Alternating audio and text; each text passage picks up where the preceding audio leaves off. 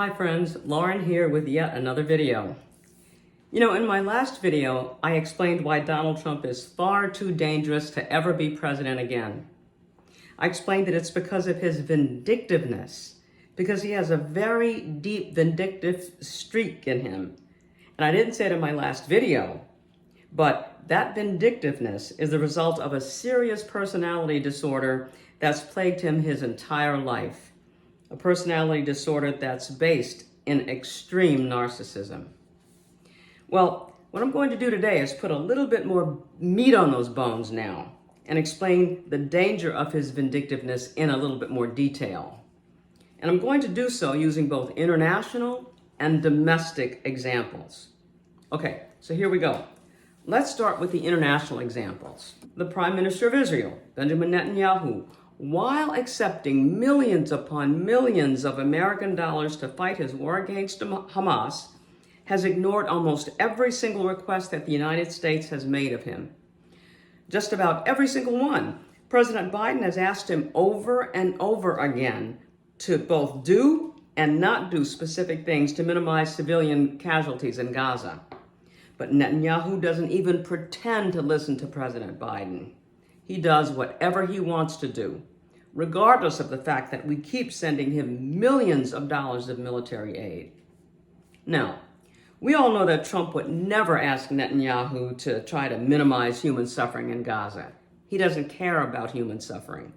We know that. But if he did, and if Netanyahu ignored him, what would Trump's vindictiveness cause him to do? We don't know. We don't have a clue. That's what makes him so dangerous. Suppose the head of state of one of our allies says or does something that Trump doesn't like. Or, more precisely, suppose one of them says something about him that he doesn't like, because we all know that that's what really gets him, showing disapproval of him personally. Suppose Keir Starmer, England's Prime Minister, or Emmanuel Macron, President of France, or Pedro Sanchez, President of Spain. If any of them, or the heads of any other of our allies, said something about Trump that he thought insulted him, would that be Trump's excuse for finally pulling out of NATO? That just could be the straw that breaks the camel's back for him. Something as small as what he considers to be a personal insult. Trump could pull us out of NATO because his feelings were hurt by something one of his allies said about him. Okay, now, suppose not an ally, but somebody like Kim Jong-un, whom he might consider to be an ally. But suppose somebody like Kim Jong-un of North Korea does something that he doesn't like. Suppose he continues, for example, to build nuclear weapons after Trump has asked him not to. I can't imagine that scenario, but let's just say he did. Would Trump then use a nuclear weapon against him? Would he wage war on North Korea? Would he wage a nuclear war against Iran, for example, for doing the same thing? Friends, you may think it sounds preposterous, but you know that he's capable of doing it. And I do too. I can see it. Can't you? Why? Well, it's because it's really important to Donald Trump for people to see him as tough. Somebody personally insults him or disapproves of him. Or if someone says he or his team made a mistake, he's got to show what he thinks is toughness in those situations. He's got to show that he's a tough guy. So, for example, when one of the speakers at his Madison Square Garden rally, last week, a few days ago, made the huge political mistake of calling thousands of Puerto Rican American citizens garbage, and when a lot of political pundits were saying that it was a big mistake for that comedian to call Puerto Rican Americans garbage, Trump had to show us, that he was a tough guy about that. He was going to show us that he wasn't going to distance himself from those comments. He wasn't going to admit that it was a mistake, and he darn sure well wasn't going to apologize for it. So, what did he do a couple of days later after the horrible joke was made? He put on a garbage collector's vest and climbed into a big garbage truck for a photo op. That's what Donald Trump does in order to show that he's a tough guy. Being seen as tough, as I said, is really, really especially important to him if somebody ignores him, or if he feels criticized, or if someone says he's made a mistake.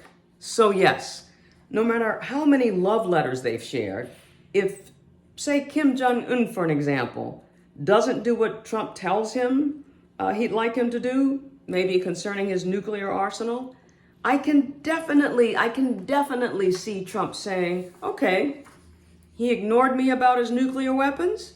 I'm going to use nuclear weapons against him. It's frightening. And friends, there are many, many other examples of how Donald Trump will be extremely dangerous on the international stage. All right, so now let's look at what Donald Trump, and his vindictiveness could do domestically. In other words, right here at home. Without going through a lot of examples, in a nutshell, he could have anybody who speaks ill against him or tries to hold him accountable for his criminal actions, from prosecutors to judges, or any political rival, or indeed any private citizen. He could have them indicted. He could have them indicted on some trumped up charge, pardon the pun, have them arrested and imprisoned. And believe me, he would do it. He's already tried to do it with Hillary Clinton and Joe Biden and other of his political rivals. And now, just yesterday, he used language about Liz Cheney that I believe was intended to give a mentally ill person the idea to go out and shoot her. And as I said in one of my videos, if Donald Trump was given the power of the presidency again, if he assumed the power of the most powerful political office in the world, we'd all be living under what would actually be a dictatorship, a fascist dictatorship, ruled by a cruel, vindictive man who suffers from a sad and horrible personality disorder. So in this last weekend before the election, my friends, please think about this and vote for Vice President Harris. Because this election isn't about Democratic versus Republican policy. As you can probably tell from most of the videos I've made, I agree with very, very few Republican policies. But no, this election is not about policy. This election is about one thing and one thing only. And that is whether we're going to continue to live in a democracy in which Republicans and Democrats and independents can indeed debate political issues and political policy, or whether we're going to give up our freedom and live in a fascist, oppressive dictatorship in which political debates, indeed in which political parties no longer exist, and only the say-so, the rule of the dictator has any influence. Anyway, I hope you see more clearly now why Donald Trump's vindictiveness in more detail makes him far too dangerous to ever be president again. Thanks for watching, and I'll be back with another video. You know I will. Bye for now, friends.